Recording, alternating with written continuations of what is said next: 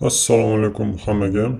Hammaga ma'lum, Wofixga kecha 20-iyul sanasidan boshlab karta bilan depozit qilish qo'shildi. Hozir avgust oyigacha texnik ishlar olib borilayotganligi sababli Yevropadan tashqari hududlarda VPN bilan depozit qilsanglar bo'ladi. Avgustdan boshlab esa, ya'ni 1-avgust sanasidan boshlab Swift SEPA qo'shiladi, ya'ni to'liq bankga transfer qo'shiladi va shuning o'rnida Google Pay bilan Apple Pay ham qo'shiladi. Yevropadan tashqari hududlarda ham hech qanaqa VPN siz ishlatish imkoni ham to'liq razraботkadan chiqadi. Xo'p, sizlar bilan hozir VPN bilan qanaqa qilib Yevropadan tashqari hududlarda karta orqali depozit qilishni ko'rib chiqamiz. Har doimgidek kabinetga kiramiz. Mana fond akkaunt bo'limiga o'tamiz. Ko'rib turganinglardek karta depozit qo'shilgan. Komissiya 10% depozit uchun. O'zbekchaga qo'yib qo'yaylik. Mana bu yerda to'liq ma'lumot yozilgan. Qancha vaqt olishi, necha foiz, bemalol o'qib chiqib tanishishingiz mumkin.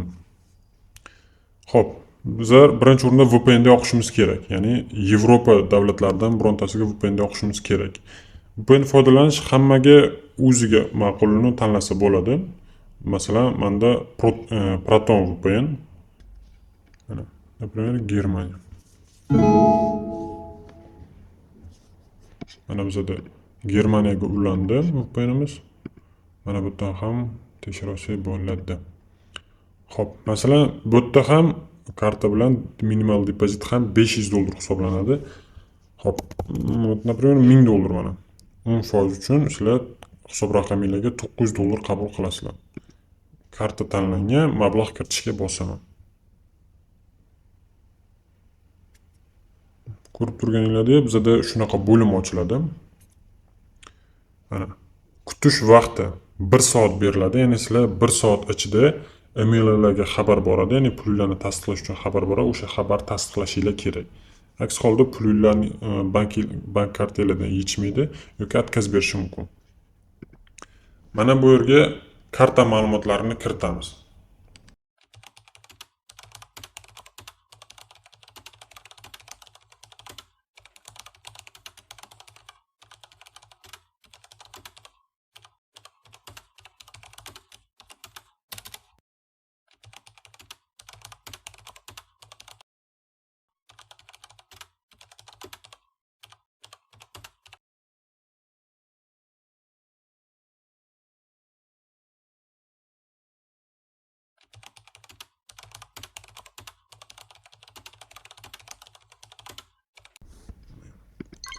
Endi emailga kelsak, email ham kabinetida, mana Wofix kabinetida qaysi email bilan hisob raqam ochgan bo'lsangiz, xuddi o'sha email kiritilishi kerak.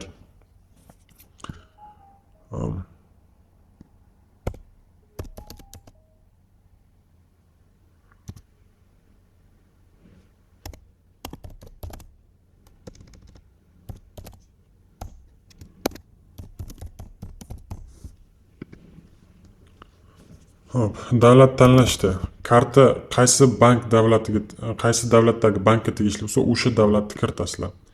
Adresga xohlaylar bankning adresini kiritinglar, xohlaylar o'zingizlarning adresinglarni kiritinglar.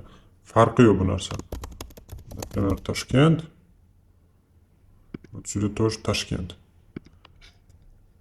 Galochka qo'yamiz va e'tibor beringlar. Mana bu yerda bizda yevroda ko'rsatyapti. Negaki Wofix yevroda qabul qiladi hisob raqamingizdan. Shuni sababiga Pay knopkasini bosganimizdan so'ng bizda mana shunaqa verifikatsiya so'raydi. Ya'ni bank kartalarni ulangan raqamga SMS boradi. Ko'rasizlar, загрузка qilyapti mana. Mana bu yerda chiqardi mana. 875.61 euro bugungi sana kartani oxirgi raqami. Mana bu yerga sizlarning raqamingizga kelgan SMSni kiritishingiz kerak. Shuni bosib tasdiqlashda bosasizlar, sizlarda birinchi qadam tugaydi. Emailga o'tasizlar. Emailda sizlarga xuddi shunaqa xabar kelgan bo'lishi kerak. Ya'ni payment has been received emas, ya'ni tasdiqlash xabari kelgan bo'lishi kerak. Mana bu yerda confirm deb yozilgan bo'lishi kerak. Agar sizlar emaildan tasdiqlasanglar, sizlarda xuddi mana shunaqa email xabar keladi. Ya'ni sizlarni pulingiz Wofix tomonidan tasdiqlangan bo'ladi. Ya'ni kartalardan yechilgan va Wofixda likvid hisob raqamiga o'tgan bo'ladi. Mana shu narsani esingizdan chiqarmanglar.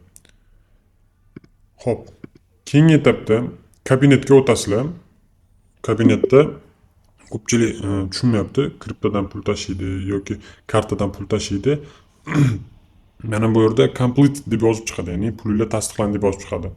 Tranzaksiyalar bo'limiga o'tsanglar, tranzaksiyalar bo'limida qaysi pulinglar kutilyapti, xuddi o'sha narsa turadi. Например, mana bu yerda muvaffaqiyatli emas, mana bu yerda kutilmoqda bo'lib turadi. Kripto ham xuddi shunaqa. Hammaga rahmat.